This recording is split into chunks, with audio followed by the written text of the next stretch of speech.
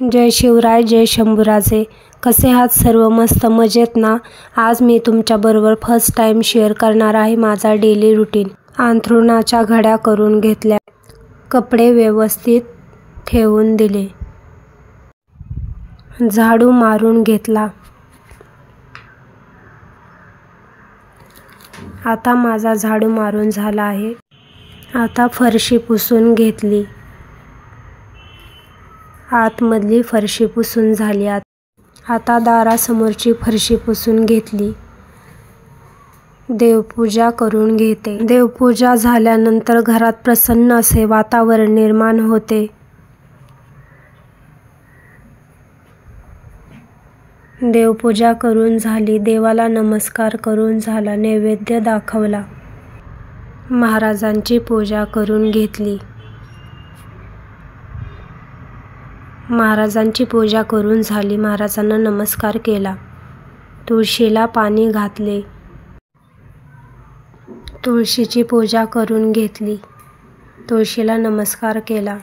आता उन्हाळा चालू आहे, त्यामुळे ऊन खूप पडत आहे, म्हणून मी तुळशीमध्ये असे एक मटके ठेवले आहे. त्यामध्ये पाणी भरून ठेवते त्यामुळे दिवसभर तुळशीला पाणी भेटते.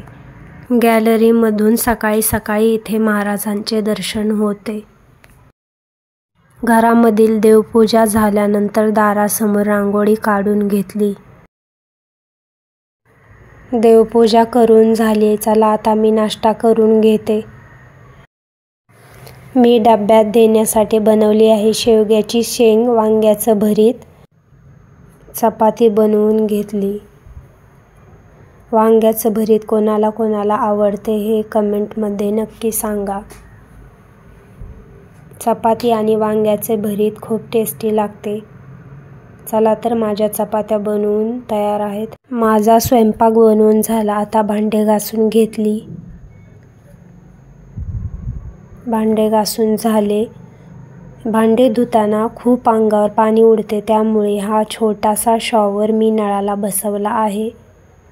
माझे भांडे घासून धुवून झाले. आता उन्हाळा चालू झाला आहे, त्यामुळे खूप ऊन पडत आहे. थंड पाणी प्यावेसे वाटते, म्हणून मी हा माठ पाणी पिण्यासाठी काढला आहे. माठातले पाणी आपल्या शरीरासाठी खूप चांगले असते.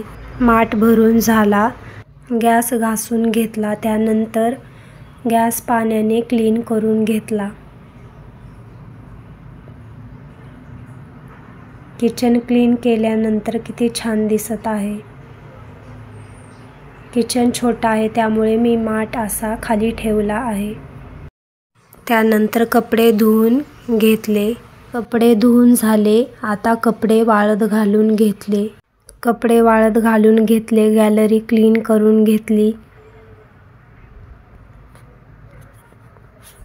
ही छोटीशी गॅलरी आहे. हा आहे माझा डेली रुटीन. व्हिडिओ आवडल्यास लाईक, शेअर आणि सबस्क्राईब करायला विसरू नका. Bye bye guys.